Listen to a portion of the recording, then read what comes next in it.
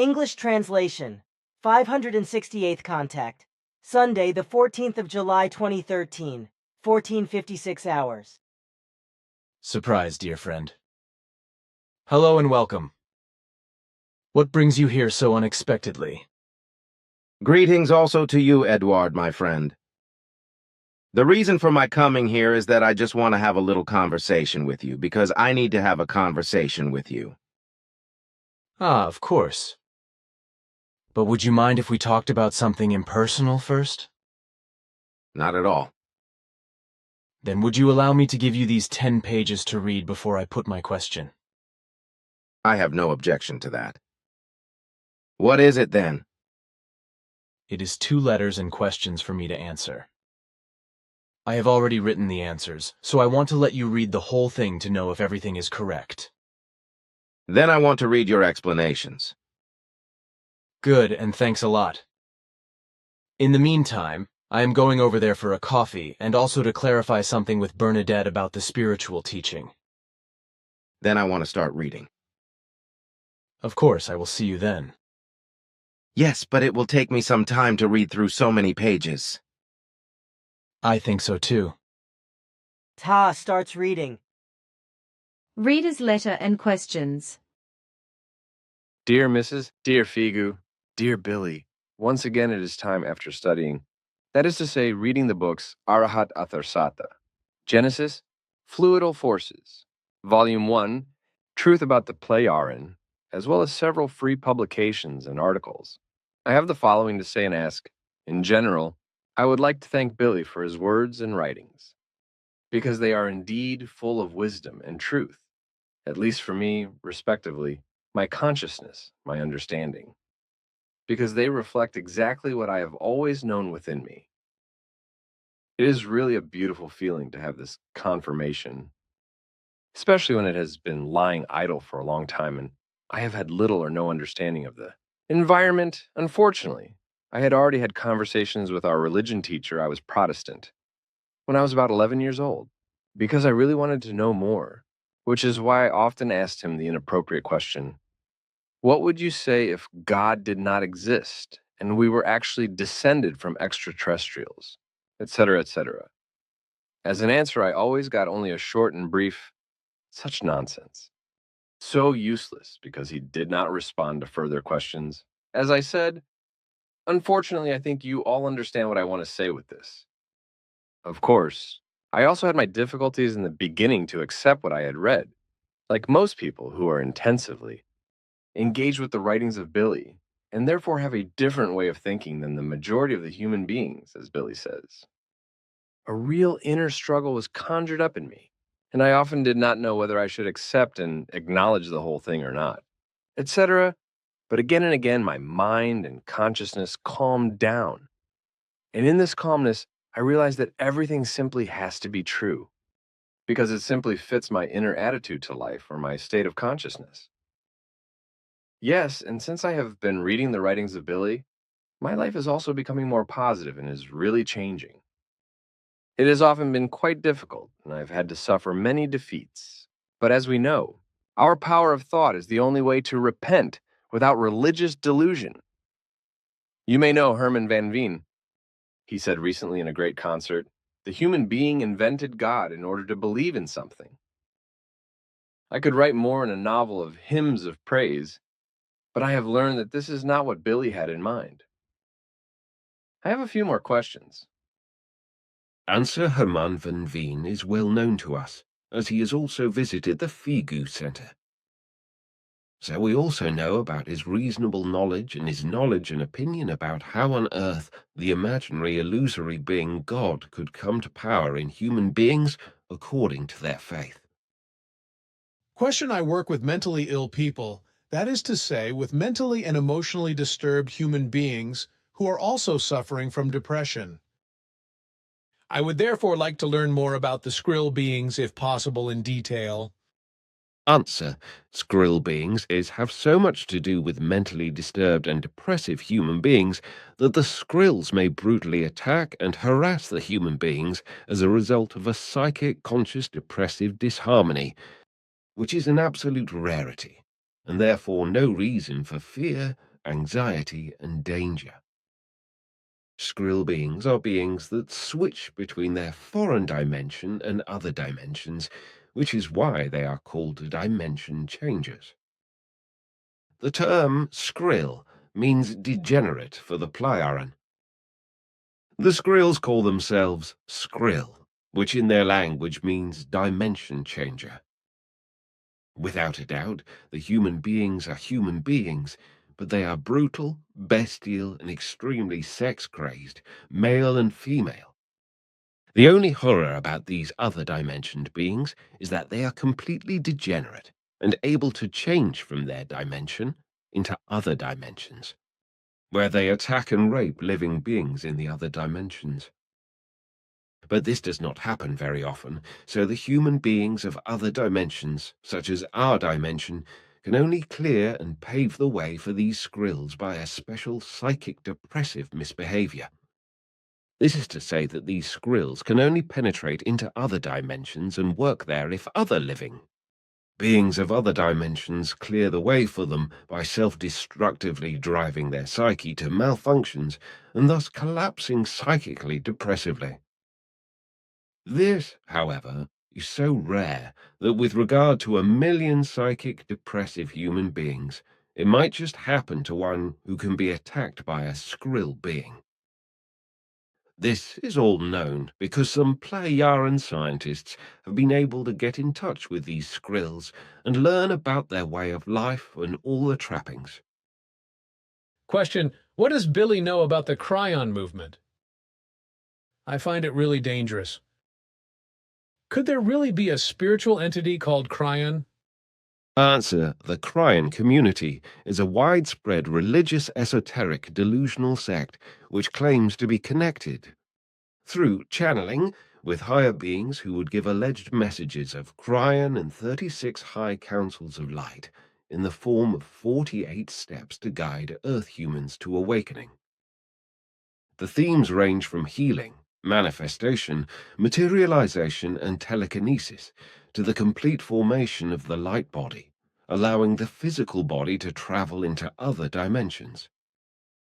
However, the fact that all this nonsense corresponds to purely Earth-human schizophrenic fantasies is of no concern to the delusional believers who cling to this nonsense and believe it. There are flyers of the Cryon schools with which they advertise. There are also schools of consciousness of the New Age, which are said to be run by the sect, and which are being set up in all major cities in Germany, Austria, and Switzerland, where there are also various Cryon schools. As you know, esotericism comes in many forms, some of which are more insane and crazy than others. They function around light beings, cosmic parents, angels, and light UFOs, etc. These schools, of course, all have a certificate, which is issued by highly regarded personalities. The whole thing is nothing more than an occult masquerade theatre, which does not belong to any serious institution, real club, or organization of integrity. In truth, there are also no certificates for this far-reaching sect, and light figures, etc. What is noticeable, if you get to the bottom of the sect, is the completely different pricing of the light hour seminars, which are run at different schools and thus sell the interested or believers for stupid and dumb.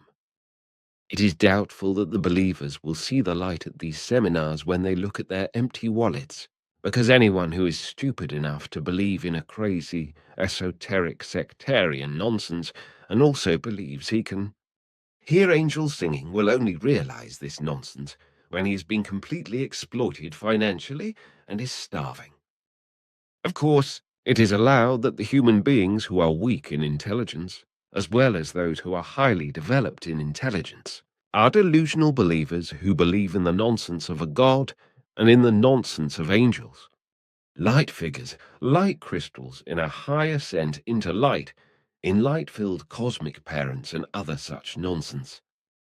But it is very unfortunate that still in the third millennium, when enlightenment regarding reality and truth is finally offered, There are still countless human beings who do not have the power of their intellect and reason to perceive, recognize, understand, and follow the effective reality and the only truth that emerges from it. In a Cryon session, the following results. The light being who wants to lead earthly humanity into a new age speaks to its believers sitting in the meditation center, keeping their eyes closed and their hands open on their thighs, as in meditation.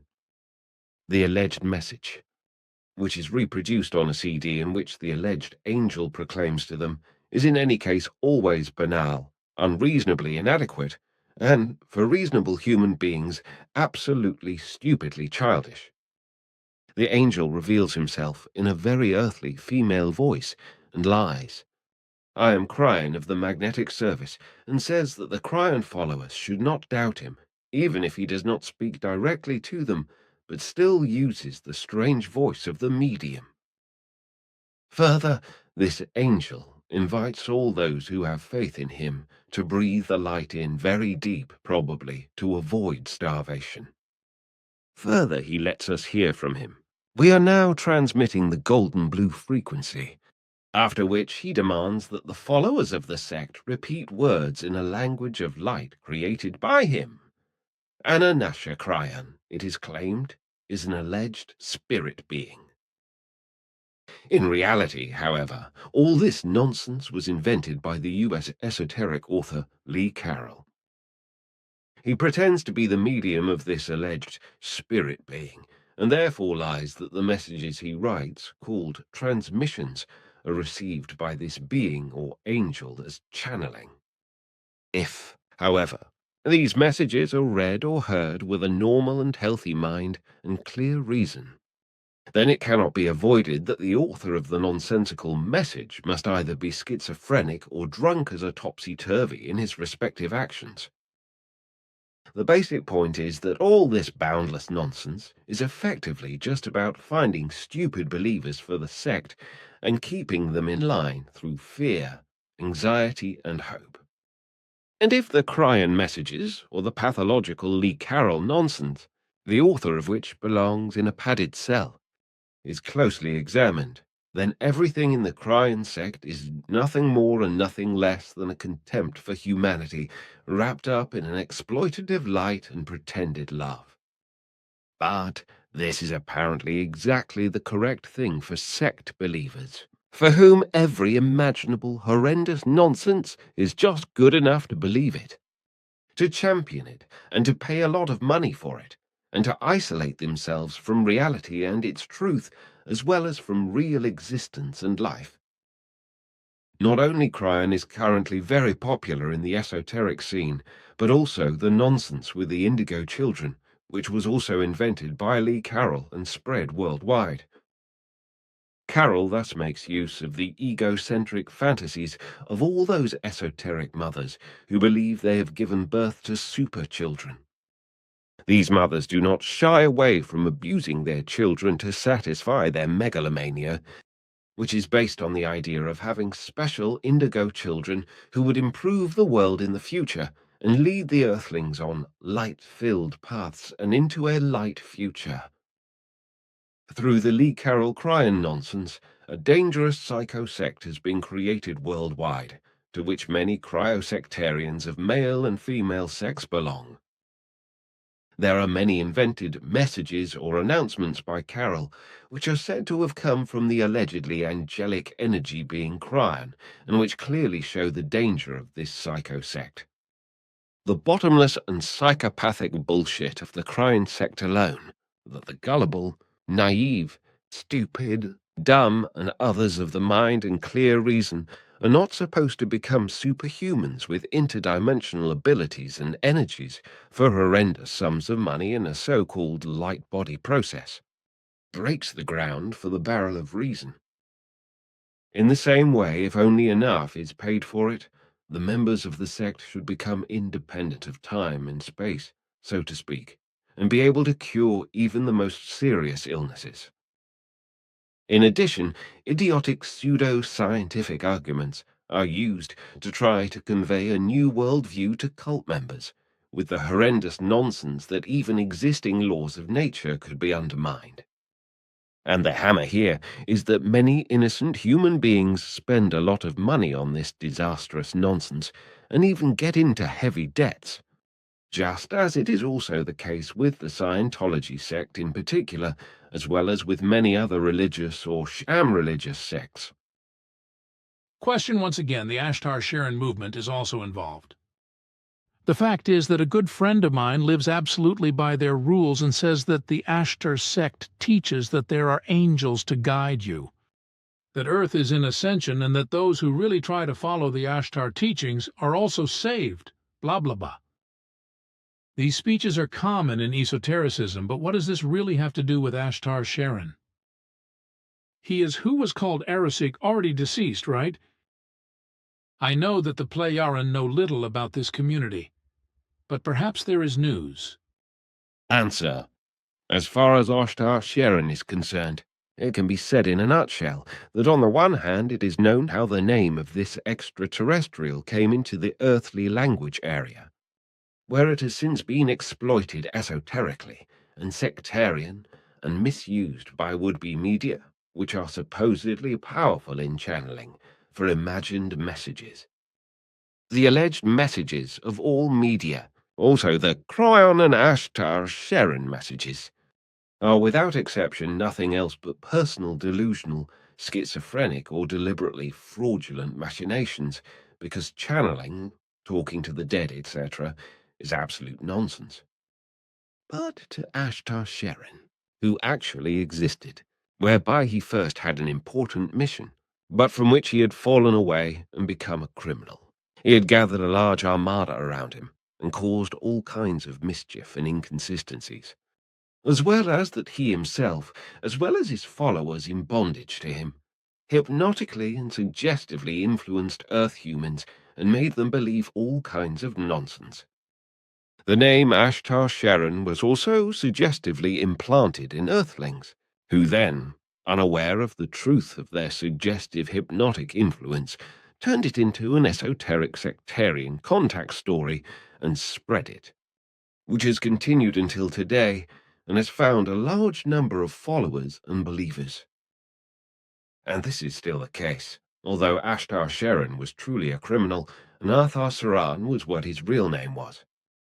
On Earth, the name was misunderstood and changed to Ashtar Sharon.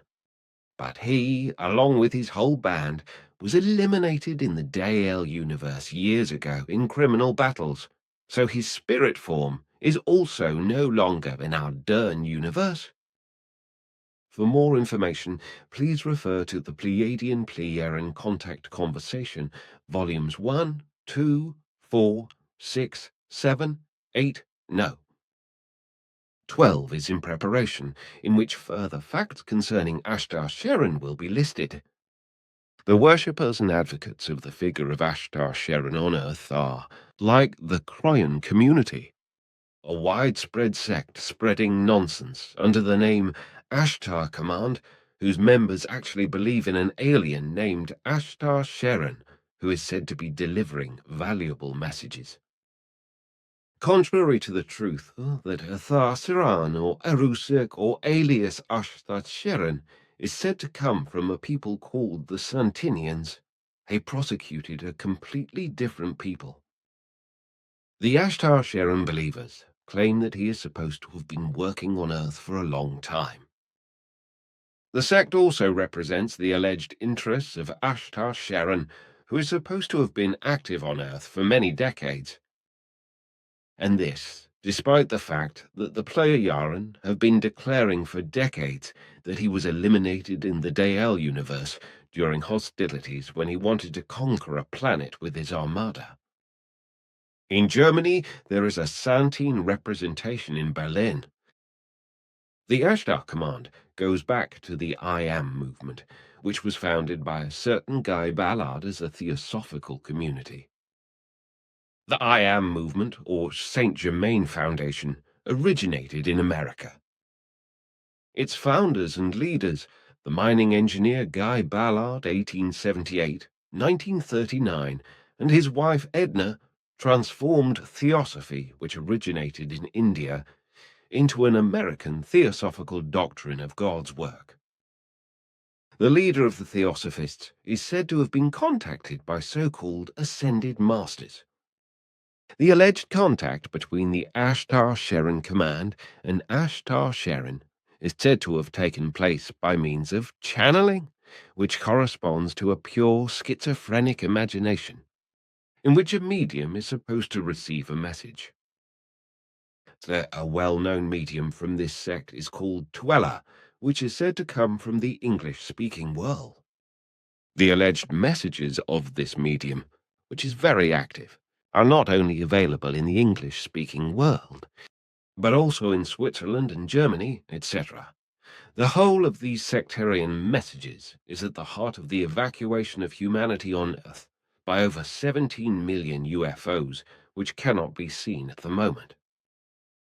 The purpose of the evacuation is to bring the Earthlings who believe in this nonsense to a higher vibrational level, and thereby save them from the bitter end of time and humanity. It was usual with various sects whose members were supposed to be saved by UFOs, but which regularly went to pieces, or which were catapulted out of life by mass murder or mass suicide. One only has to think of all the other UFO sects of the same orientation, which in the same way carry out their sick machinations and make their believers docile with all the nonsense, exploit them, and drive them into mental distress and misery, or even suicide. A bad example of this was the religious sectarian Heaven's Gate UFO sect founded in the early 1970s in the USA by Marshall Herff Applewhite, which he then led together with the nurse Bonnie Lou Nettles until her death. The members of the cult were under the delusion of being extraterrestrials themselves, and the collective suicide of most of them took place in 1997 during the appearance of Comet Hale-Bopp. In preparation for their suicide, they drank lemon juice to ritually cleanse their bodies, believing that their suicide would also contribute to the growth of the internet, because the members of the sect were web designers. Death was ultimately brought about by taking phenobarbital mixed with apple juice and vodka. The 39 dead bodies of cult members were found in March 1997 in a rented villa in Rancho Santa Fe community, north of San Diego, California. The dead bodies lay in bunk beds, neatly covered with purple blankets and shoes with the same new Nike trainers. All of them also had luggage and money for the journey in the UFO or spaceship with them. The whole thing caused a big sensation worldwide. Applewhite convinced 38 of his followers to commit mass suicide, because this was the way to send their souls on a journey in a UFO or spaceship. The spaceship was supposed to be located behind the comet and fly after it. Marshall Herff Applewhite, 1931-1997, worked as a church musician and was the son of a Presbyterian preacher. However, due to health problems of a psychological nature, he was released in 1970.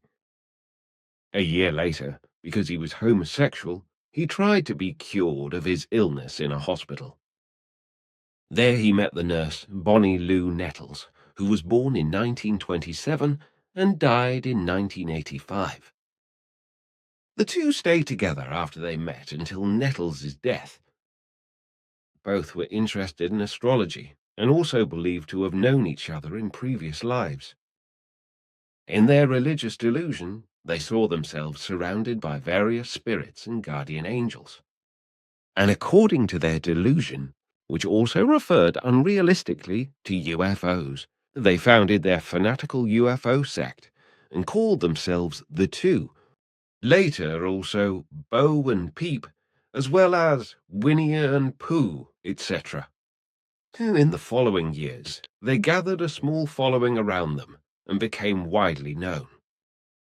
First, they called their UFO sect Guinea Pig, then Him Human Individual Metamorphosis, then TOA Total Overcomers Anonymous.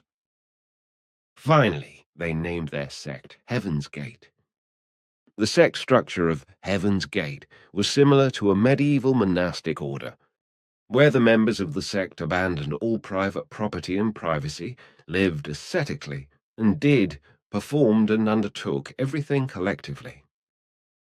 They lived in a villa which was fully equipped with technical surveillance facilities so that all members could be closely monitored.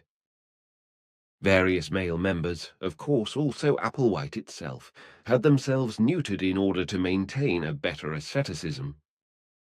Everything in the villa was very precisely labelled, also all light switches, all shelves and containers. When Bonnie Lou Nettles died in 1985, Applewhite continued the UFO sect on his own, which was financed by professional website development under the name of Higher Source. Back to Ashtar Sharon. According to the Ashtar Command, Earth humans are to be taken to a paradise after their evacuation from Earth by the 17 million UFOs, and from then on are to be rejuvenated both mentally and physically, as was the case with the Heaven's Gate sect. In any case, the members of the Ashtar Sharon sect are lied to, deceived and misled. At present, 144,000 light beings from the Santinians are said to live on Earth. Farewell to the 144,000 chosen ones who are to be deposed and saved, as the Bible claims with similar nonsense. If the alleged evacuation with UFOs is compared to the biblical rapture, an analogous story emerges, except that the saviors mentioned in the Bible have nothing to do with UFOs and Ashtar Sharon. According to the Ashtar Command, thousands of Santinians are said to have incarnated on Earth, although not everyone is aware of this, so many of them will only later realize where they really came from. Although there was only the Earth in the whole solar system, which is inhabited by human beings and many other life forms, Ashtar Command claims that the whole solar system is inhabited. This is scientifically already today a complete nonsense, whereby the whole thing reminds of the charlatanism of Georg Adamski with his human beings from Venus, as well as of Jacob Lorber, who described the huge gas planets as the habitat of human beings, etc. The Ashtar Command also claims that the Earth must soon be transformed into a new plane of existence, that the whole solar system should be animated, as the Ashtar Command claims, is an astronomical impossibility, as already every child capable of understanding and reason knows. But nevertheless, the followers of Ashtar Sharon, who died long ago in the Dal universe, still maintain the idiotic nonsense of a SOL system that is animated throughout. And what is more, the Santinians allegedly accuse the Earthlings of playing fast and loose with the Earth and its environment. Ashtar Sharon himself is hailed as the commander of love, who is also supposed to be the Son of Man announced by Jesus Christ. Of course, how could it be any other way with a stinking religious sect? Jesus Christ and the Archangel Michael are also supposed to be on you and you with the Santinians and to work together with them. Through this cooperation, the evacuation of the Earthlings should also come about one day, which should also be ordered by God's personality. That the Ashtar Command for the whole thing, probably to announce the evacuation, will use all the natural disasters and the evil worldly events to point out the future upheavals, is to be expected. Ashtar Command promises peace, freedom, and spiritual perfection for the future, based on the sect's philosophy that all human beings can recognize themselves as Santinians incarnate on Earth.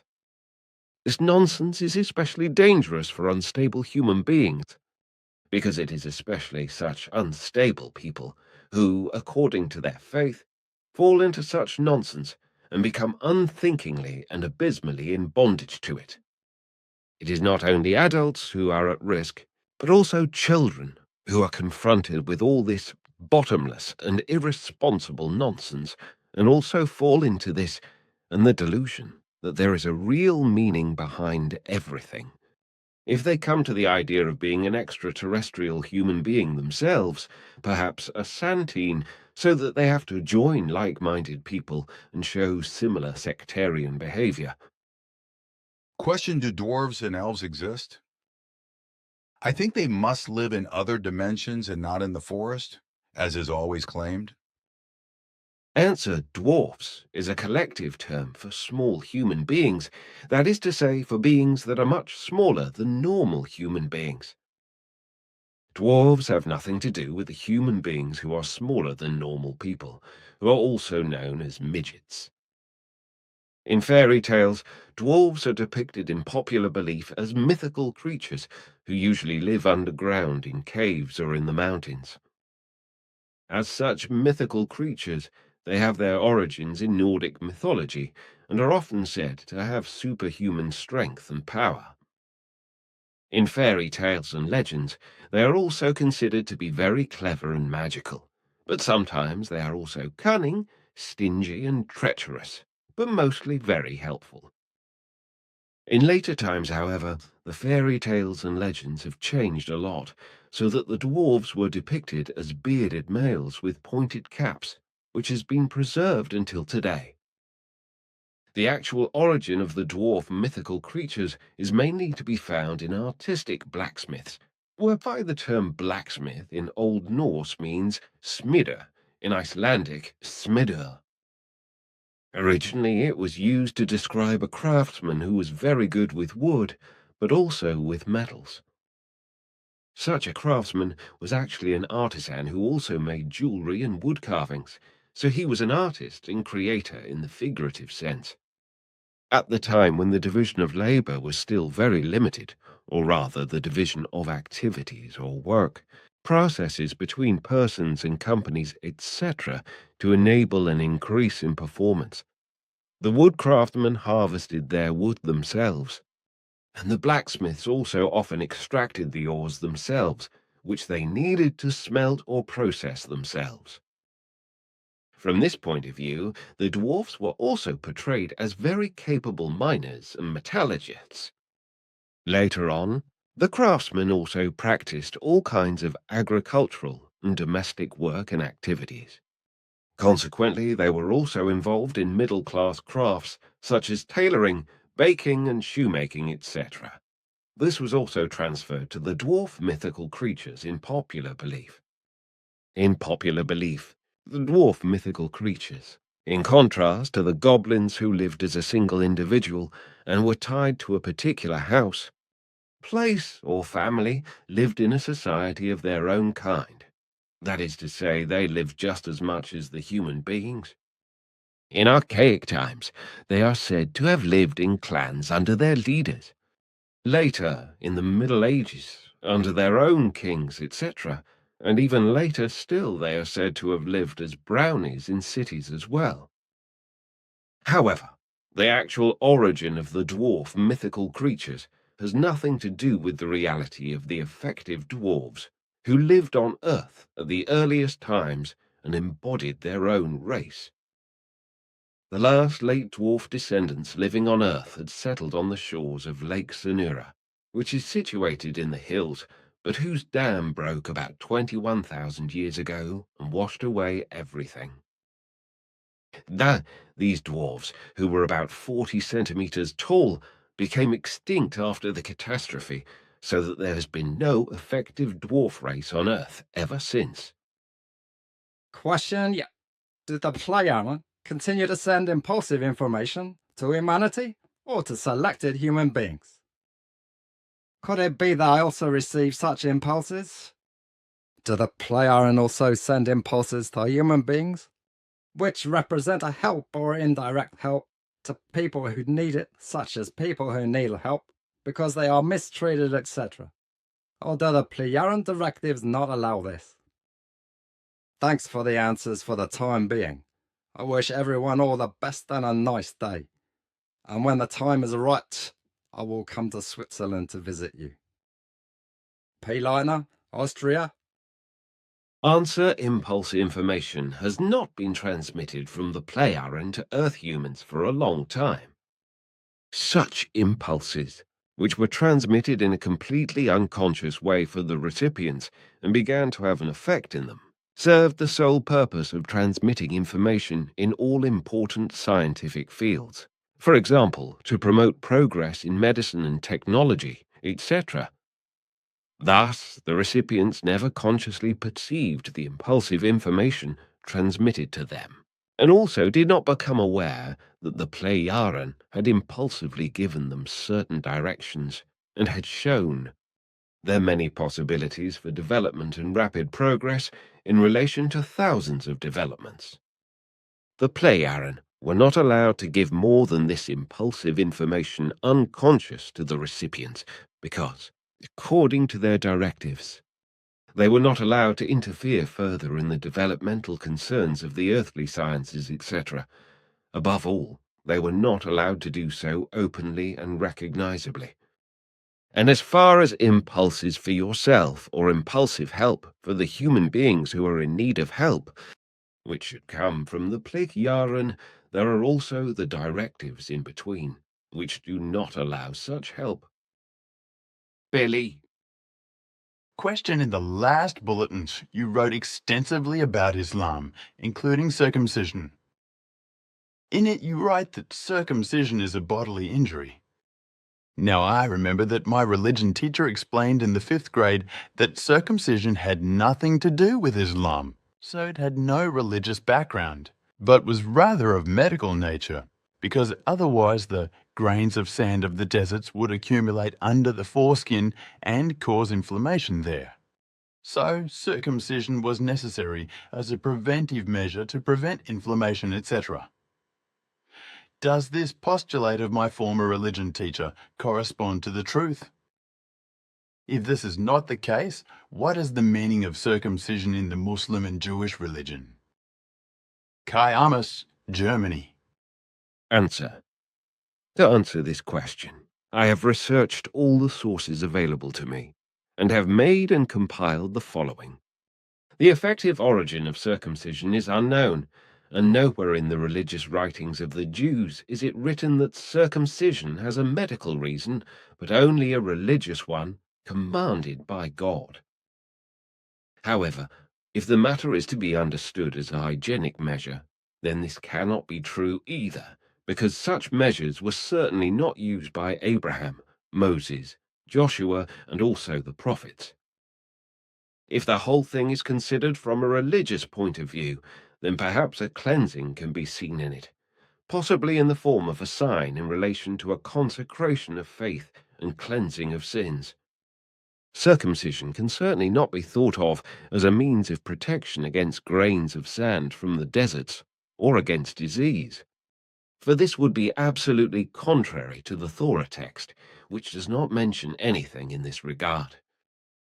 It is true that circumcision was performed as an act of purification among the Jews, as it was among other Oriental peoples, such as the Egyptians and the Arabs, but not much is known about it. Basically, it has been assumed from time immemorial that circumcision makes coitus or sexual intercourse more successful for fertilization. According to the Bible, with its saying, "Through circumcision, God promised him abundant offspring." With regard to circumcision in Judaism, a quotation explains the following. According to the Hebrew Bible, Gen 1710 EU, circumcision was introduced among the Israelites by their mythical progenitor Abraham. Its scope is not described or defined in detail their genesis. Abraham's lifespan is usually dated around 1800 and 1600 BC. More recent research assumes that Jews living at that time only under Moses' Wath. Then around 1400, 1200 BC, or during the Babylonian exile around 600 BC, adopted and ritualized this practice. This made the circumcision of newborns Brit Milah, which must take place on the 8th day after birth, one of the ritual commandments of the mitzvah note. Billy. Jewish regulations equal sign elementary component of the Jewish Orthodox faith. In addition to the 10 Commandments, there are a further 613 mitzvahs. The procedure is performed by a Jewish circumciser mohel, plural mohelim, who has been trained in it. There are different opinions as to whether the Brit Milah Billy's note, covenant of circumcision, should take place with or without anesthesia. In contrast, the practice of scraping the inner foreskin from the glands by means of a sharpened fingernail, which was first prescribed in the Mishnah Shabbat 19 to about 200 AD. Note Billy. Mishnah equal sign repetition is the first major writing of the oral Torah, and as such, one of the most important collections, can be considered almost abolished since the 20th century. While Christian, historical critical biblical research believes that most of the history of Abraham can be attributed to the time of its origin around 950 BC. This form of Abrahamic covenant is said to have been inserted only 400 years later, with the priests writing in the course of a comprehensive revision of the Pentateuch. The same applies to the repeated regulation of the circumcision of boys on the 8th day of life by God in the Torah Lev 12:38 lat, which is mentioned there in the context of the temporary uncleanness of the mother. The original version of the covenant is Genesis 15, Gen 15, 21 EU, which is concluded there by Abraham through animal sacrifice. In Judaism, circumcision is seen as entering into the covenant with God. According to Jewish tradition, God entered into this covenant with Abraham and his family. Hence, the circumcision covenant is also called the Abrahamic covenant. The Jews refer to the first book of Moses, which says, "This is my covenant that you shall keep between me and you and your family after you. All that are male among you shall be circumcised. Your foreskin shall be circumcised. This shall be the sign of the covenant between me and you. Every child, when she is 8 days old, you shall circumcise her offspring. But if a male is not circumcised in his foreskin, he shall be cut off from his people, because he has broken my covenant." It is further quoted. The real origin and purpose of circumcision is still unclear and controversial to this day, although it has often been interpreted as a sanitary measure, which could never be proven. In this respect, it is undeniable that circumcision has many advantages. On the one hand, the high sensitivity of the glands is eliminated, while on the other hand, the tendency to skin abrasion and inflammation is also reduced. The absence of the foreskin, be it as a result of a congenital malformation, an injury, or a deliberate removal of the foreskin, can therefore, under certain circumstances, bring far more advantages than disadvantages. For example, keeping the surface of the glands clean is made much easier, while the accumulation and decomposition of mucous smegma is prevented and the acorn ripper is avoided. Ulcers, such as syphilitic ones, can also be largely avoided. Therefore, certain doctors and scientists tend to consider that the advantages and disadvantages of circumcision have been considered at an early stage, and that circumcision has therefore been performed. Particularly in the Orient, and in hot countries in general, they believe that circumcision was justified in the case of a truly extended foreskin. In contrast to this view, however, it must be emphasized that probably only in a few cases health precautions are the real cause of circumcision, because in truth only individual peoples have ever considered promoting cleanliness and sanitary factors, etc. The truth is that an enormous number of people practice circumcision, but do not attach great importance to hygiene and cleanliness. This even leads to the assumption that cleanliness on the male member of all people is not particularly cared for and is not given special priority. So there must be another reason that leads to the performance of circumcision. Not infrequently, the intention and purpose is to correct the inadequate nature, because it has fallen prey to imperfection and aberrations, and is therefore diligently snipped on the sexual organ, as is also the case with countless surgical corrections of the breasts, ears and nose, etc. It is also a fact that the whole process of circumcision sometimes leads to the disadvantage of the sexual functions, which may then have an effect in adulthood. It is also important to bear in mind that circumcision may cause a transformation, not in every case, but sometimes it does, and this process usually lasts gradually until the child reaches fertile age. In any case, it is important to remember that the foreskin covering the glands is always so shaped in the newborn boy that it is difficult to pull it back over the glands, but the whole thing changes gradually in relation to the whole growing member, making the foreskin more flexible at its opening and therefore also pulling itself back, especially when the penis becomes erect. A newborn boy naturally has a lengthening of the foreskin, which is quite narrow at its opening. In primitive peoples, it is a fact that the young man who has grown into a man often carries the glands freely because the foreskin pushes back by itself.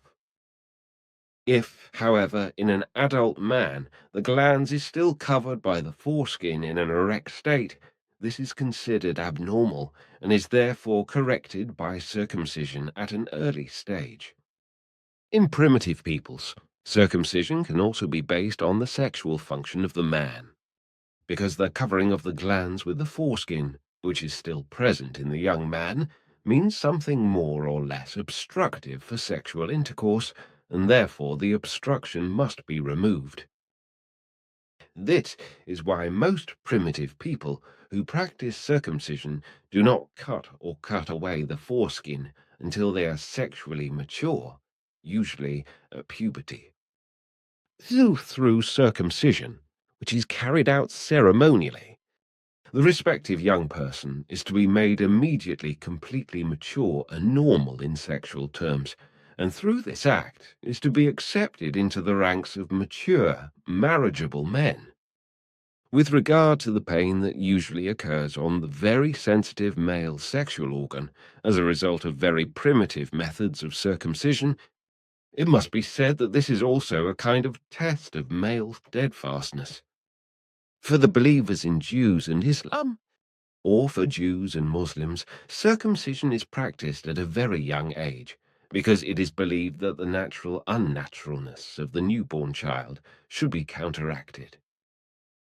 The circumcision of healthy boys on the 8th day after birth is considered a commandment of God in Judaism, also because he is said to have provided a large number of offspring. Whether this is really to be taken seriously is more than just questionable, if one considers that God is an invention of the human being, so that he does not have to bear the responsibility himself, but can shift it onto this imaginary figure. In certain cultures, everything should be done to ensure that as many offspring as possible are born, even as a small child. Nothing should be left to chance, and consequently, no attention should be paid to whether circumcision is correct and valuable, or incorrect and worthless with regard to the act of procreation, and whether the foreskin might one day be a hindrance or not. In many cases, circumcision was and is considered a work pleasing to God, also by the early Jews, for they clearly considered circumcision to be of great value in order to be able to produce numerous offspring. It can therefore be assumed with great probability that the religious legislators who introduced the practice of circumcision among the Jews certainly copied it somewhere, and thus did not lead it back to the Jews themselves or to their God Jehovah, but was introduced from outside and adopted by other peoples. It is clear that they considered the whole thing useful and valuable, as well as politico-religious reasons, which led them to seek to consolidate their priestly power certainly adding to it the nimbus, meaning and consecration of a religious rite commanded by God. But this is not to deny that the priests and legislators of the circumcision practice, apart from the fact that they were able to keep the people under control, perhaps also considered the whole thing to be hygienically useful. In the first place, perhaps the sexual potency as well as the multitude of descendants was really in the foreground to strengthen the nation. But the whole thing was probably also an act that was intended to guarantee and strengthen the potency of young people for their years of manhood, which would ultimately be to the benefit of the people.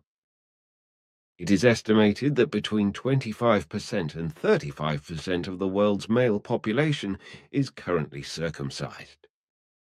Writings state that, for some people, such as the Americans, the cause of circumcision was given the secondary meaning of a blood sacrifice. For others, such as the ancient Egyptians, the Jews, the Mobutu, many Melanesians, etc., it was given the meaning of a symbol of personal dignity, and an uncircumcised person is considered a term of abuse by Muslims, such as the South Australians. If the Bible could be believed, it would be correct that according to General 17, God commanded Abraham to introduce circumcision, for which he was promised numerous descendants. Admittedly, it is complete nonsense when it is said, God commanded Abraham.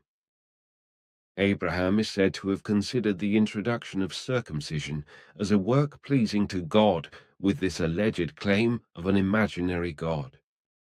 This is apparently because he is supposed to have been of the opinion that circumcision is a means of obtaining a large number of descendants, because circumcision promotes better fertilization during the act of procreation. However, male circumcision, like female circumcision, is a purely human invention, although the reasons for it are still unclear today. It is a fact, however, that male circumcision, in which the foreskin is partially or completely removed and often catastrophically brutal, primitive and very painful way, or also by classical surgery, is one of the most frequently performed physical operations worldwide. Most operations are performed for religious and cultural reasons, which are rarely followed by necessary medical indications. If the Quran is considered with regard to circumcision, then there is nothing explicit about it in it, which does not mean that circumcision is not widespread in Islamic countries as a sunnah, and that boys, in some countries also girls, are therefore often violated in a very brutal way with rusty razor blades, etc., on the sexual organs. If we look at circumcision in relation to the Christian world, then the USA is particularly striking because until a few decades ago, circumcision in infancy was widespread in this country, but the reason for this was not known. But then, the rate of circumcision fell sharply, so that today it is performed on only about 1/3 of the boys. Perhaps the reason for circumcision was an initiation ritual, as it is also the case in some societies, whereby the circumcision ritual symbolizes the acceptance of the young person into the community of adult men, as has already been described. As a medical treatment measure, it has absolutely no significance in this sense, as this is only the case with a narrowing of the foreskin phimosis, but also only in severe forms. Circumcision is recommended as a medical measure in African high-risk areas by the WHO World Health Organization as part of a comprehensive package of measures to combat the spread of AIDS. However, the circumcision of boys is often controversial in principle, although this is not done to nearly the same extent as the prescription of female genital circumcision. Controversial are especially the medical benefits, as well as the risks that can occur during circumcision. The ethical and legal aspects, as well as the human rights, as well as the right to physical integrity. which are completely disregarded in the case of boys and girls when they are circumcised in childhood without being able to refuse to do so, must also be taken into account. In certain countries, for example, girls are also circumcised when they are older and against their will, with violence often being the order of the day. As mentioned above, the effective origins of circumcision among the human beings of the earth are largely unexplained, so everything concerning explanations is based on conjecture. For example, patriarchal tribal societies may have introduced circumcision of girls and boys because very old traditions regarding the ritual indicate that the ethnic groups lived in arid, desert-like regions. Nomadic peoples, especially in North and East Africa as well as in Australia, are particularly prominent in this context. They practiced religions which demanded a religiously motivated circumcision of girls and boys, and also continue to do so to this day. Therefore, it can be assumed that circumcision in its origin was in fact nothing more than a delusional ritual. A further assumption is made by medical historians, etc., who, as the following quotation proves, assume that already in ancient times circumcision was intended to control the sexual life of slaves and the lower class, without at the same time influencing fertility. From the point of view of religious history, an explanation of the custom can be seen as a detachment from human sacrifice. In prehistoric times, human beings were offered as sacrifices to the gods, who were supposed to be calmed and mildened. The castration of subjugated enemies and slaves was also common. In the course of religious upheavals, only that part of the man who was responsible for passing on life, the source of new life, so to speak, was sacrificed. Castration was an essential part of the ancient cult of Cybele and Attis, which at times was spread over large parts of the Roman Empire. According to one theory, the contact of the cult with early Judaism led to the adoption and modification of the custom. Another, more popular argumentation says that the foreskin is basically the only part of the male body whose sacrifice does not cause any harm. This reform was a pars pro toto sacrifice, which, in the biblical tradition and for the outlined context of human sacrifice here, sacrifice of the son Isaac, circumcision and fertility exemplarily. Abraham was the first to perform circumcision, Gen 17:12 EU. As explained, ritual or religious circumcision at puberty is regarded as a rite of passage in certain societies and peoples, etc., by both sexes. Through the bloody ritual, the human being growing up is to be accepted into the community of adults.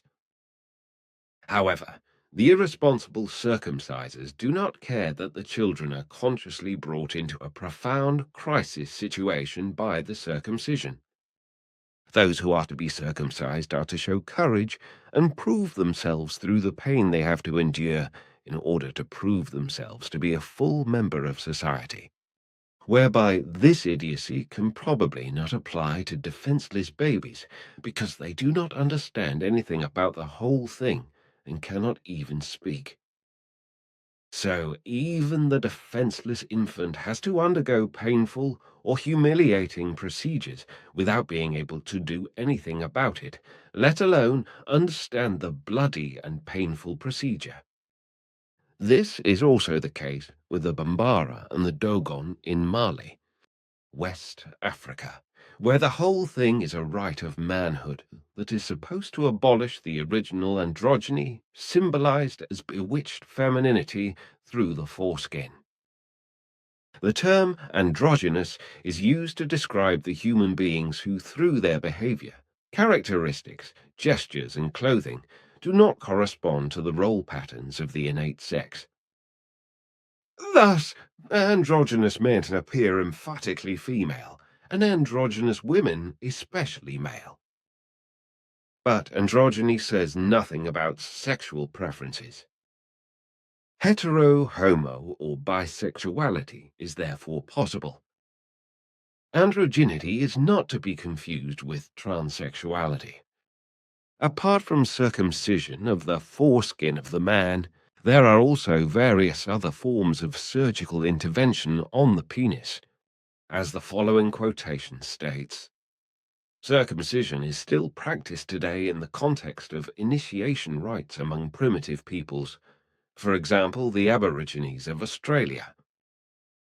The ritual is also common on various islands in the West Pacific Ocean. The custom is to slit open the penis of young men a few weeks after removal of the foreskin, which causes a complete or partial splitting of the urethra, the so-called subincision. In Indonesia, boys are implanted with bamboo or metal balls, so-called implants, into the shaft of the penis or the glands at the beginning of puberty. Another quote states that circumcision took place as early as 2300 before the Christian era. The oldest known representation of circumcision is an Egyptian relief in the mastaba of Ankh-Mahur, vizier of Pharaoh Teti II, in Saqqara around 2300 BC. Why men were circumcised at that time is unknown. The ancient Egyptians considered the snake to be immortal because it could shed its skin and thus renew itself again and again.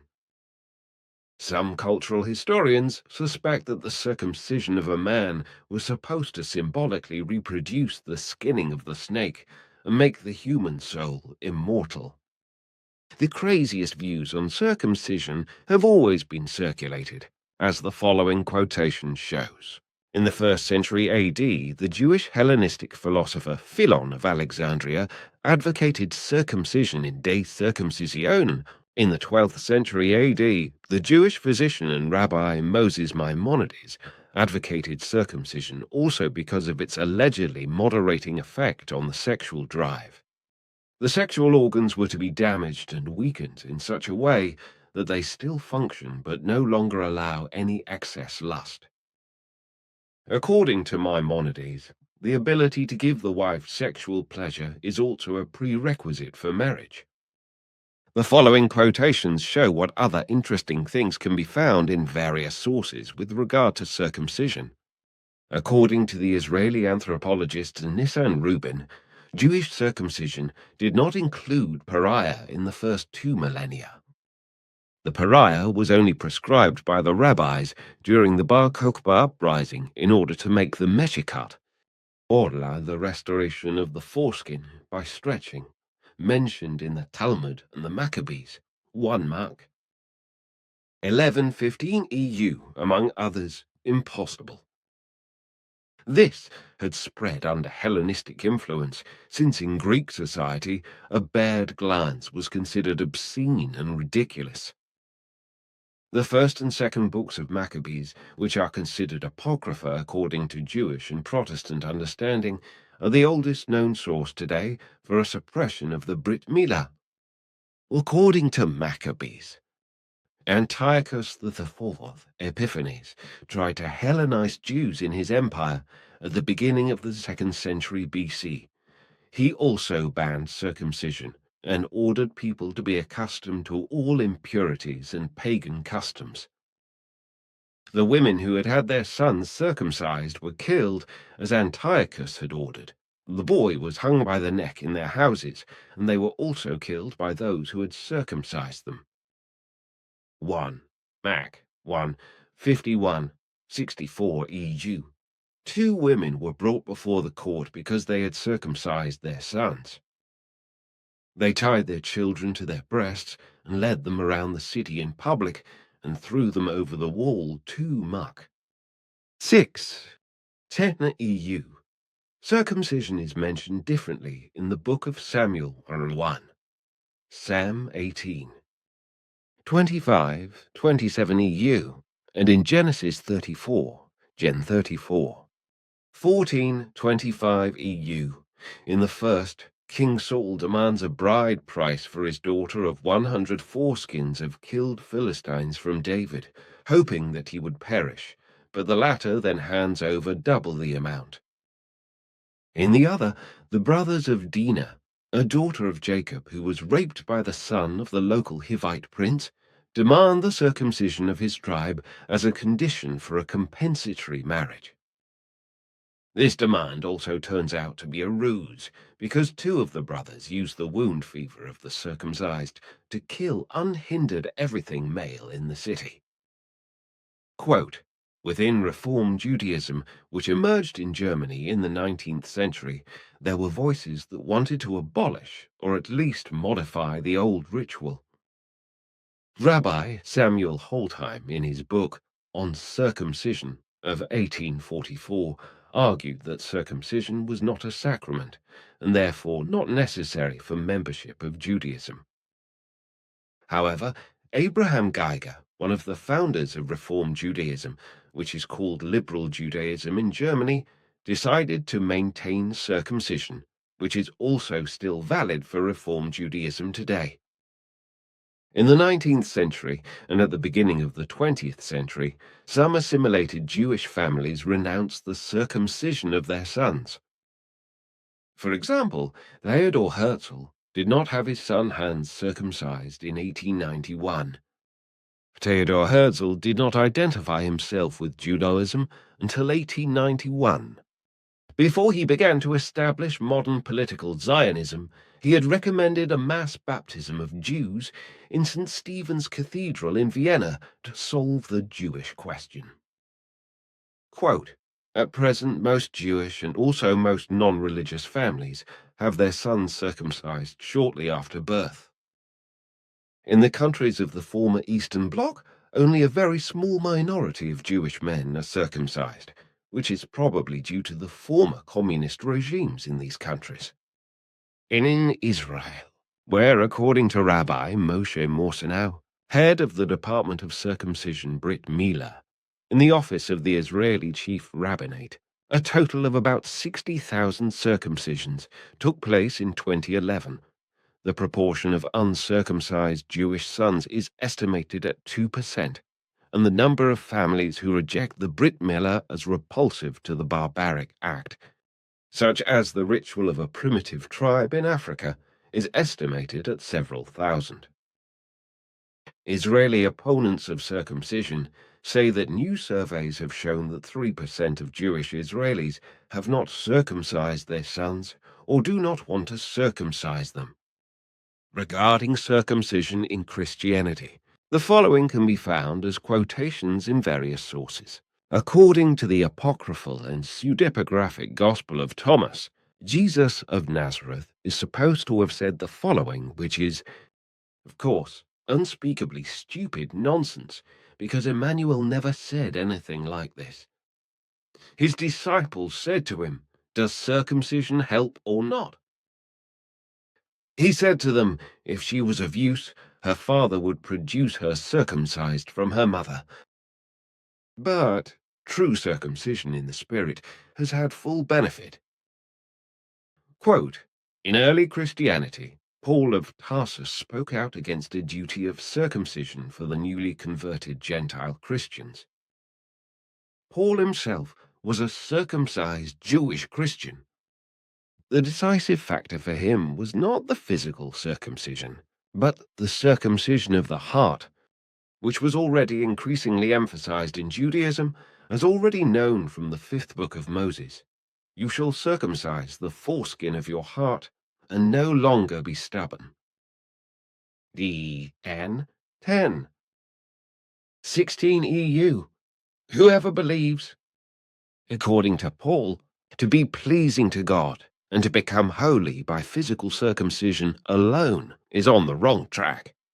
Circumcision is useful if you keep the law, but if you do not keep the law, you have already become uncircumcised from a circumcised person.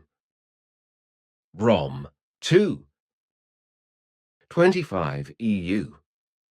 The decisive factor is humble faith.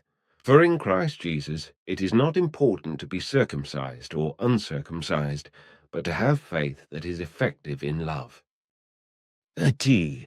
Gal 5. 6 EU. Quote, He condemns the relapse into a mere attitude of law in the letter to the Philippians in a clear exaggeration. Phil 3, 2-4a, 2. Beware of the dogs, beware of the bad workers, beware of the circumcision. For circumcision, that is we who serve in the Spirit of God, boasting in Christ Jesus, and not trusting in the flesh, although I could also trust in the flesh. Now, in order to answer the question further, I would like to say the following in the end. The duty of circumcision for boys was not maintained in Christianity, but it was in Judaism. Had this not been the case, it would have been a very considerable obstacle to the missionary work of non-Jews and the rise to a world religion. When the end of ancient Jewish Christianity came as a separate current, circumcision almost completely disappeared in Christianity. So there are only a few Christian churches which continue to practice circumcision, such as the Coptic Orthodox Church, the Ethiopian Orthodox Church, and the Eritrean Tewahedo Orthodox Church. The ritual of circumcision in relation to male newborns was largely replaced by baptism in Christianity. In 1962, the Second Vatican Council abolished completely the Feast of Circumcision of the Lord in Circumcisione Domini, commemorating the alleged circumcision of Jesus on the 8th day after Christmas Eve, or the 1st of January LK. 221 EU. The fact is that the story of this circumcision was a pure fairy tale of Jewish Christianity because Emmanuel alias Jesus was not circumcised. With regard to circumcision and the circumcision ceremony in Islam, the following is to be said. According to the information of the Playyaran, the Prophet Muhammad was born with a normal foreskin and not without it, as an invented story would like to portray it differently. Today, circumcision is considered a sign of religious affiliation among Muslims and is performed in childhood until the age of 13. The circumcision ritual is made into a big occasion with a big family celebration. In the Islamic form of circumcision, in most cases, the circumcision is performed in such a way that the entire foreskin is removed, leaving the glands completely exposed. The most common form of circumcision is called low and tight, which corresponds to a radical circumcision just behind the glands, which means that the foreskin is removed completely. In Turkey, as in other Muslim countries, boys are circumcised only at a later age, and the family celebration organized on the occasion of circumcision may mix with Islamic as well as traditional elements. Although circumcision is not explicitly mentioned in the Quran, it can only be derived from the instruction to follow the religion of Abraham. What God says is the truth. Follow the way of Abraham, the Hanif. He fervently believed in God, to whom he did not associate other deities. In Islam, the circumcision of the male genital part, or the removal of the foreskin, is considered a duty by many Muslims, and consequently they have their male newborns circumcised. For people of other faiths who later convert to Islam, circumcision can be carried out through an operation with local anesthetic. The whole circumcision is also considered a sign of prophethood, because the prophets are said to have been circumcised at birth, or to have been born without foreskin, which is nothing more and nothing less than a fairy tale that was probably invented to justify circumcision. Billy. As you could gather from my answers, we Earthlings do not know the origin and meaning of male and female circumcision, which is actually genital mutilation. Do you perhaps know something about how and why this butchery came about? I do indeed know that and can also give you the corresponding answer.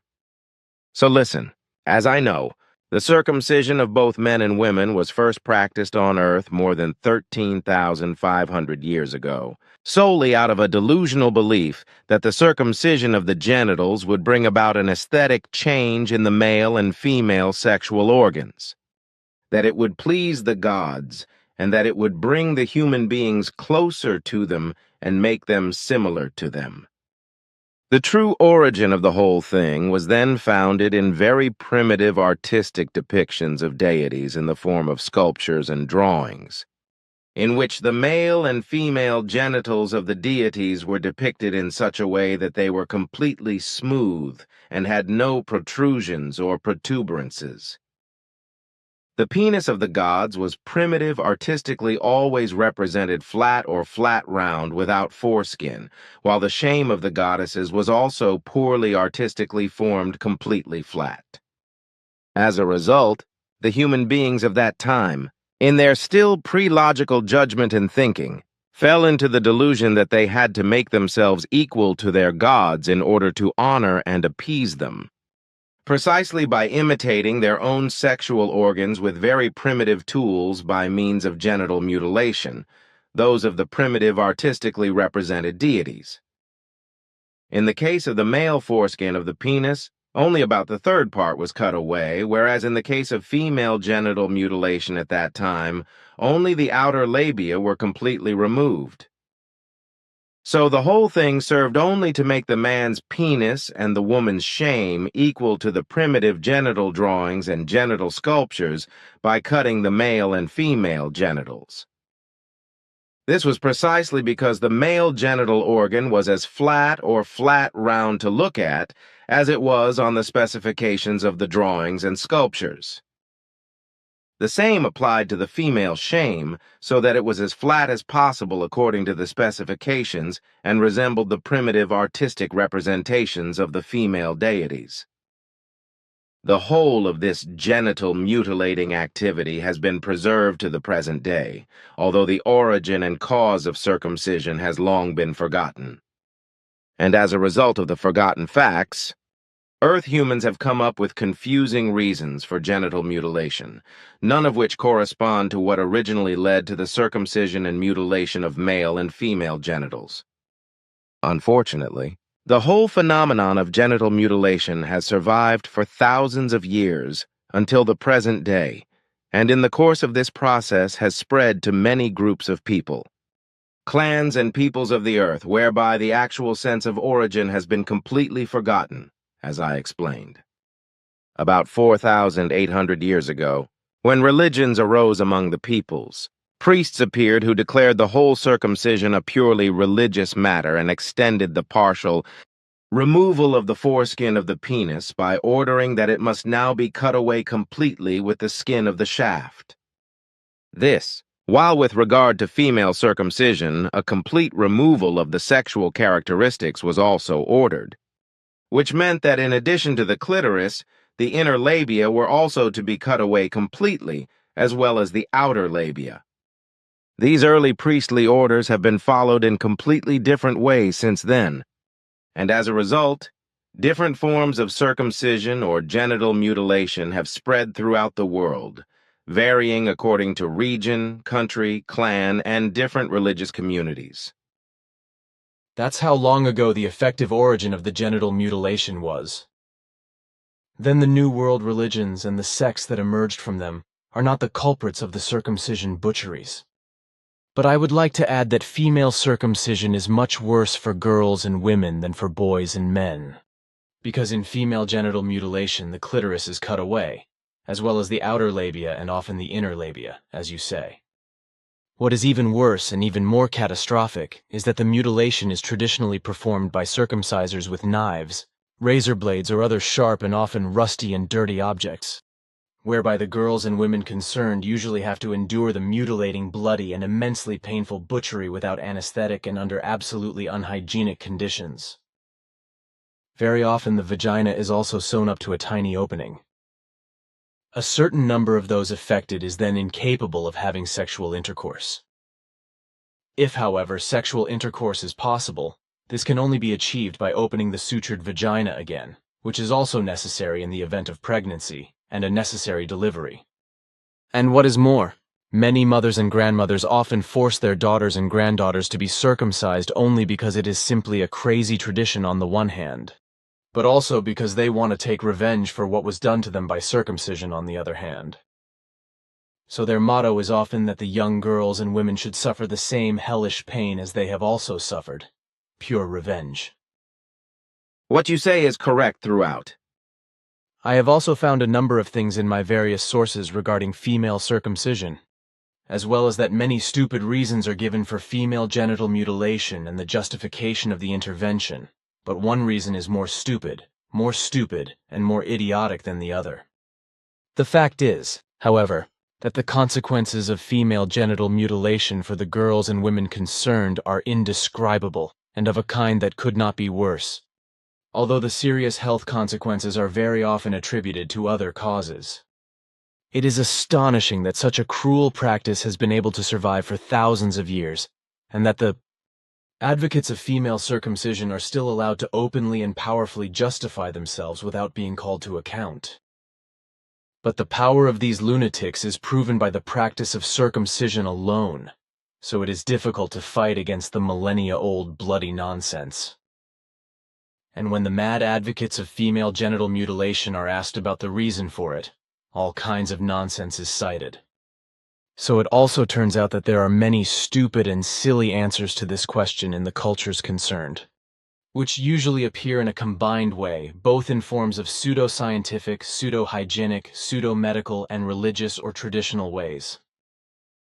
In Islam, at least in those countries where female circumcision is undoubtedly practiced, the widespread view prevails that female genital mutilation is an Islamic imperative. There are, however, statements which very convincingly contradict this unsubstantiated assertion. In the Islamic religious book Quran alone, there is nothing to be found that calls for circumcision, because the true Prophet Muhammad never ordered such nonsense. Objectively speaking, therefore, the Quran does not allow for the circumcision of women or men, girls or boys, but this is of course of no interest to those who advocate this bloody trade, and therefore irrelevant.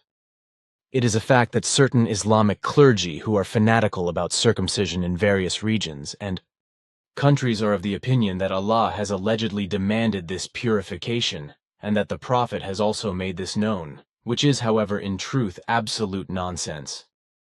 Muhammad, in fact, never spoke out in favor of male or female genital mutilation, but against it, because he knew it was wrong and that it was carried out among the Jews and even further outside his sphere of influence, as well as among his people themselves, who had adopted the circumcision tradition from Judaism. But what is now circulating all around regarding the justifications of circumcision, I would like to mention with the following short quotations, which I found on the internet. Pseudo-medical justifications. Pseudo-national medical reasons are regularly invoked. For example, it is believed that the natural female genital is impure, which promotes infections. The clitoris can injure the baby at birth. The clitoris secretes toxic secretions that can poison or impotent the man. The clitoris risks growing so much that sexual intercourse becomes impossible. Aesthetic reasons. It is believed that the vulva looks ugly and untidy, especially if the inner labia are visible. Female genital mutilation makes the woman's body aesthetically acceptable, and the procedure also makes her face more beautiful. Suppression of female sexuality. Female genital mutilation is also explicitly justified as a measure against excessive female sexual activity. It is intended to discourage masturbation, which is regarded as harmful, and to prevent premarital sexual intercourse, although there are also societies which are tolerant of such experiences, where female genital mutilation is performed just before marriage. Tradition. The most important and strongest driving force behind female genital mutilation is probably tradition. The knowledge that female genital mutilation has been practiced since time immemorial leads to the conclusion that it is something absolutely necessary. That is to say, the normative power of the factual. The imagination of men is shaped in such a way that they feel repelled by unmutilated women, consider them impure, and are not willing to marry them. The whole of society outlaws women who have not undergone female genital mutilation. Health consequences.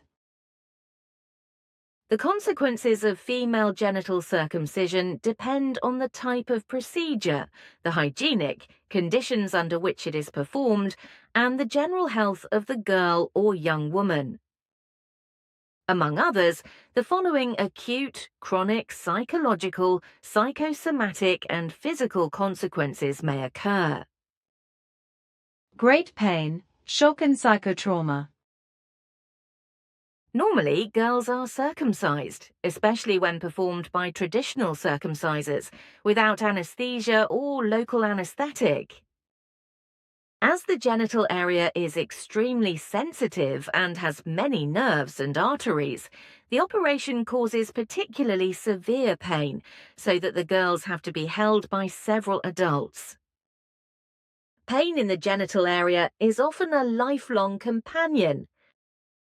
In addition, the mutilation can trigger convulsions and shock states that can lead to death. Very traumatizing for many girls is the fact that close relatives, usually the mother or aunt, hand them over to the circumciser and hold them during the procedure. The feeling of being abandoned can be accompanied by a massive loss of confidence and a lifelong trauma. No less traumatizing is the prohibition to speak out loudly about the pain during the treatment.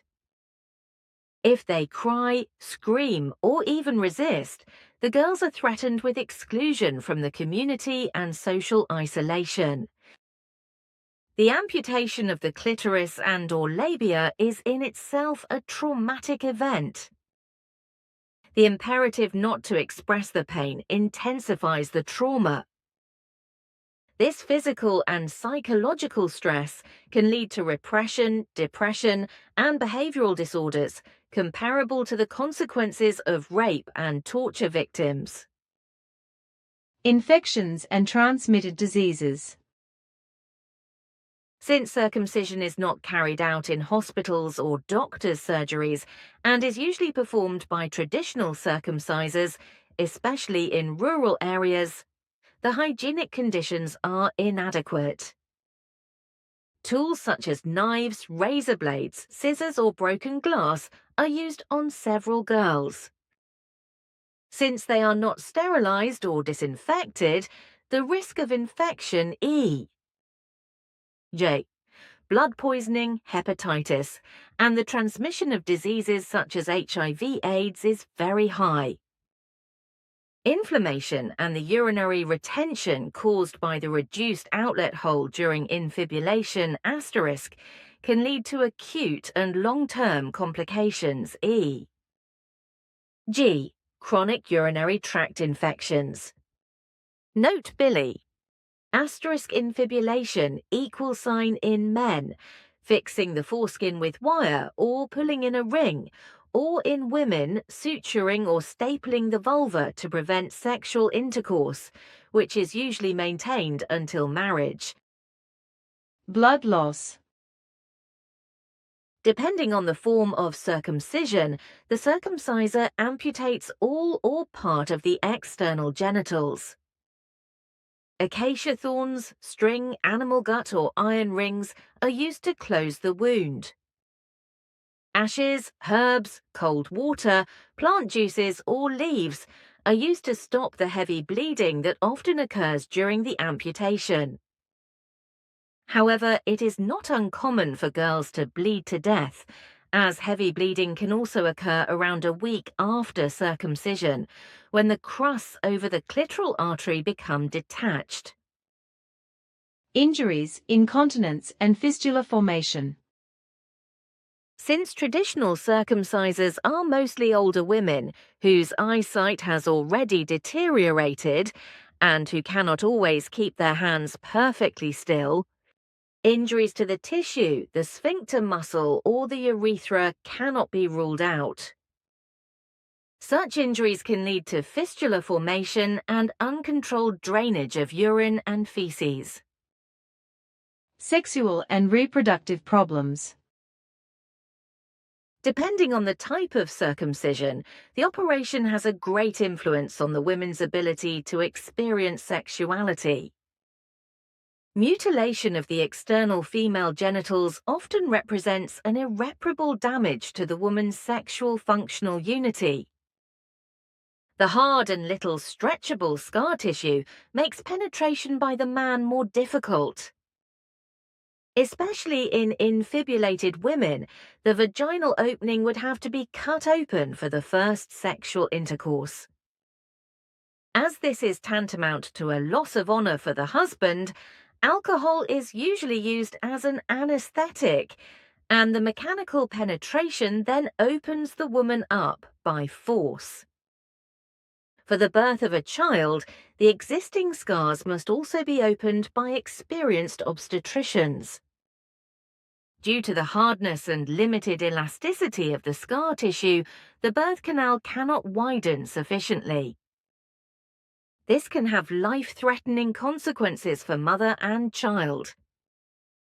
Complications, such as heavy bleeding, are also more frequently documented in circumcised women than in uncircumcised women, according to a WHO study from 2006. Some infibulated women who have been cut open for birth are refibulated after birth, that is to say, resutured and thus traumatized again. Increased mortality rate of children. According to the results of the above-mentioned study, circumcision also promotes increased infant and child mortality. Infertility. Research has confirmed that severe genital circumcision in particular significantly increases a woman's risk of infertility. Development of scar bulges. Scar bulges can develop on the scars, which can lead to a narrowing of the vagina and thus to complications during urination, sexual intercourse, and childbirth. Irreversible damage. A large part of the more severe forms of circumcision in particular is irreversible. There is a lot of research in this field. In particular, the French gynecologist Dr. Pierre Foldes has developed surgical procedures in recent years to at least partially reverse the damage caused by circumcision. These techniques include the removal of scar tissue, the partial restoration of the labia, or also the externalization of the inner part of the clitoris to compensate for the amputation. Nevertheless, the physical and psychological consequences of genital mutilation can rarely be completely eliminated. And what else I have found on the internet regarding male and female circumcision or genital mutilation are the following quotations. Genital mutilation. Genital mutilation, often called circumcision, is known in our culture as circumcision of boys among Muslims and Jews, and as circumcision of girls, preferably in parts of Africa.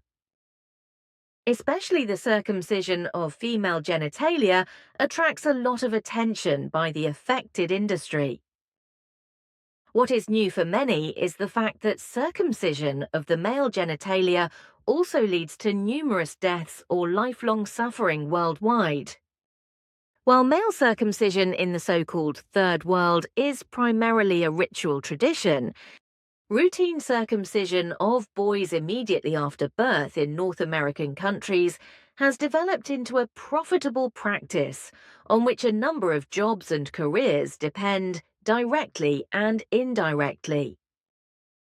what connects the medicine man on the Solomon Islands with the hyper-modern equipped doctor in the USA?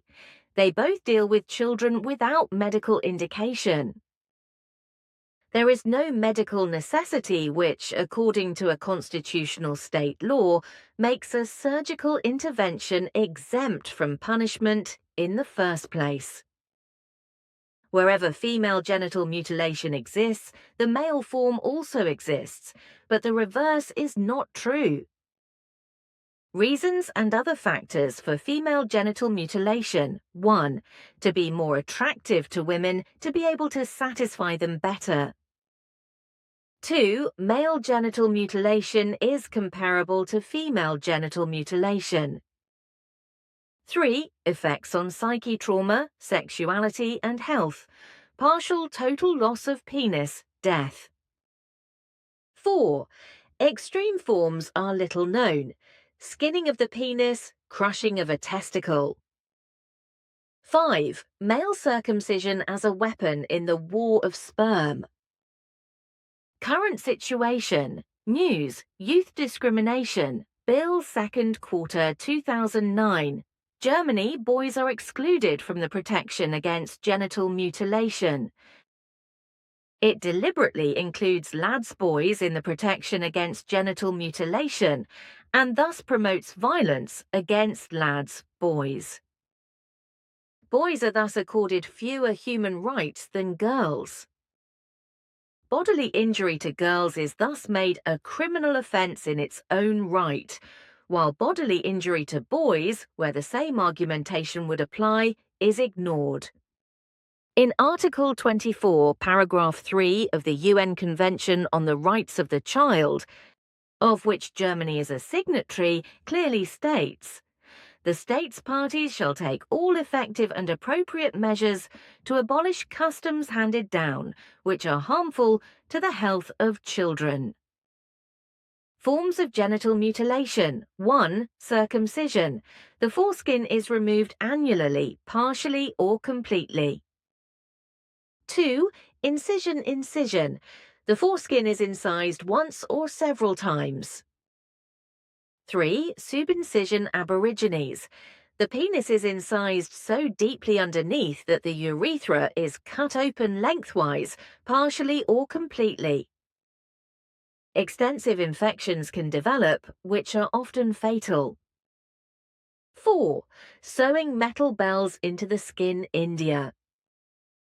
This is supposed to help men to better satisfy women. 5. Sewing bamboo or metal balls, ampelangs, into the shaft of the glans or penis, Indonesia, Korea, indigenous peoples of the Philippines. This is to stimulate the clitoris of the future partner more effectively. 6. Skinning of the penis deweyos in Cameroon. 7. Crushing a testicle, some African and Micronesian peoples. Figures. 1. In Turkey, about 1.5 million boys are involuntarily circumcised every year.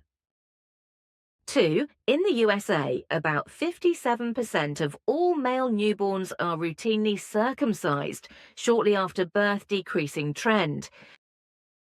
3. Steven Svoboda, a human rights lawyer trained at Harvard University in the US, estimates that boys and men are 6 times more likely to be victims of genital mutilation than girls and women. 4. Circumcision is the world's most frequently performed surgical procedure, with an estimated 25% of the world's male population currently circumcised. Common reasons for circumcision. Aesthetic. Some might think that a circumcised penis is more attractive. However, this opinion is by far not shared by everyone. When the boy is an adult, he should be allowed to decide for himself whether any advantages outweigh the disadvantages. Parents should also not cut off their child's ears, even if they think that is nice. Hygienic. Smegma is a white, waxy substance that can form under the foreskin. It consists of natural secretions and scaly skin cells. It was once feared that smegma could be carcinogenic, but this has been disproved. Good general hygiene and common sense are the key to preventing infection and disease. A circumcised penis is easier to keep clean. However, an uncircumcised penis can also be kept clean, with soap and water. Here too, nobody would think of cutting off a child's ears just because they can get dirty. Billy? There is probably nothing more to say about this because the quotations speak a clear language.